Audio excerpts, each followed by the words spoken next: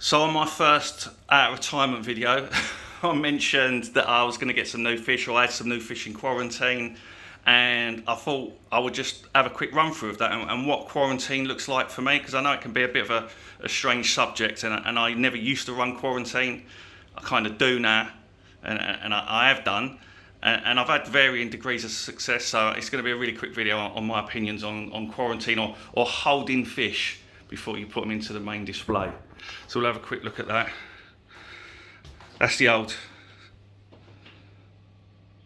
He's still about. You alright? So yeah, this is my Innovative Marine. He's living the dream, literally living the dream. Innovative Marine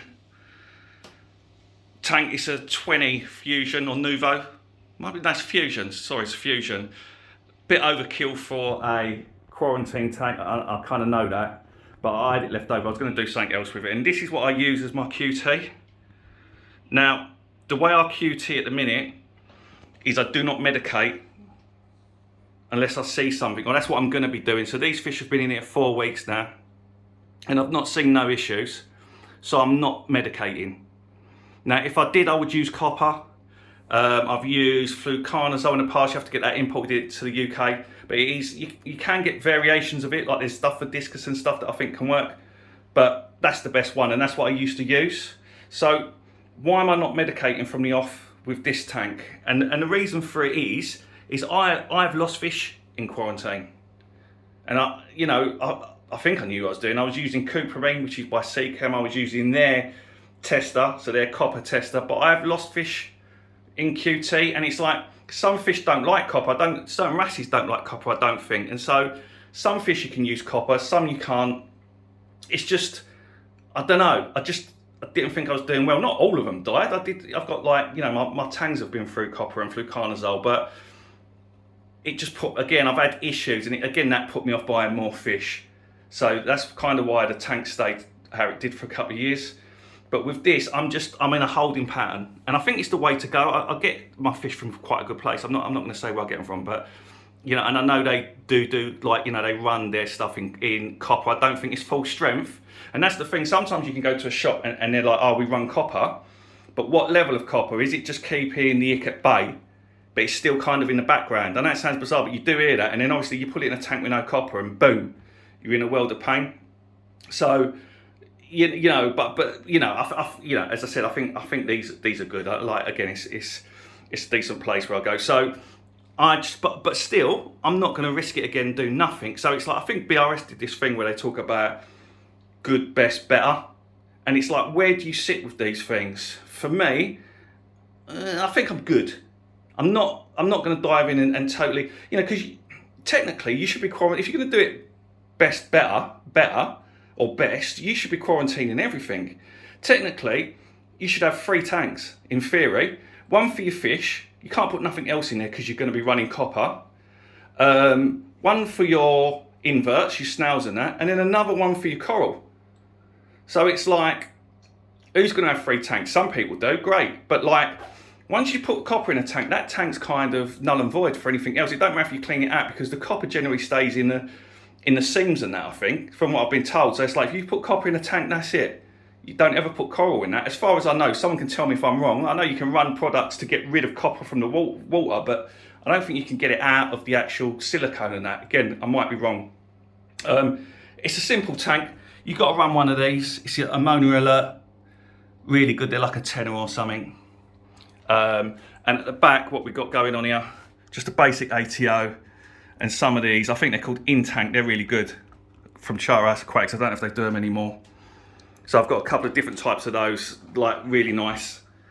And this is what I'm doing. So these fish will be in here for like another probably week or 2. And I'll look to figure out how I'm going to get them into the main display without causing so much ag. I might try and get a mini tank that sits inside the tank so they can kind of hang out in there for a week.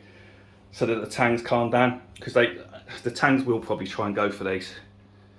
If I just put them in. But yeah, quarantine, it's a funny thing. Some people I know don't believe in it. They just put their fish in the tank, and you know what, it's your gig, it's your hobby, it's your aquarium, it's your money, you're looking after the livestock. But for me, I feel like I'm half in and half out. I'm sat and I'm comfortable with it. buy the fish, put them in here. If I've got any issues, then I'll medicate. If not, they'll go in the main display, see how we get on.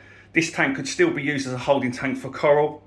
This tank could still be, you know, again, inverts. You could get ick on inverts, easy, because they're not going to have copper in the display. And it's like, I mean, in the shop you go, you know, so you just, it's a really weird one. Like literally, when you really start looking into quarantine, you can go really deep. It's a black hole, especially on YouTube. It's like, literally, it's a rabbit hole. You'd be up at 3 a.m. with your eyes hanging out your head, worrying about what copper treatment to use. But for me, I like to observe, see how we get on. And, you know, I've got a Midas blending. I think it's a fairy wrasse. And a little angelfish there. Angelfish, arc at me. But, I mean, you know what? Some people might actually say, yeah, it might be one. Because I've got one of these in the other tank, and then I'm putting this with it, they might say, oh, they're going to fight because they've not been together. I think the trick is, when you put the new one in, make sure it's a lot smaller than the one you've already got, which this guy is. He's tiny, and the other one's a couple of inches, so I think we might be all right with that. I bloody forgot the name of what they are. But yeah, so quarantine, for me, again, do what you feel comfortable with. For me, little tank on the side, observe, see how you get on. If you see issues, you get ick, okay, you're going to have to do some copper. You could just do preventative worm treatment, because I don't think it's as hard as copper, and I may do, before I put these in the main tank in a week, I might just run like a deworming on them, may do, 90% sure, I've got it, so I could use it, and I might, but again, they're not going to be in it for weeks, be in it for a few days. I won't even worry about doing a second treatment with them, for me, because they're not sitting in the tank. I'm not worried about the eggs in the tank and that, just get whatever's on them out, and then move them over. I think you must try, in my opinion, and it's just an opinion, you've got to try and do something.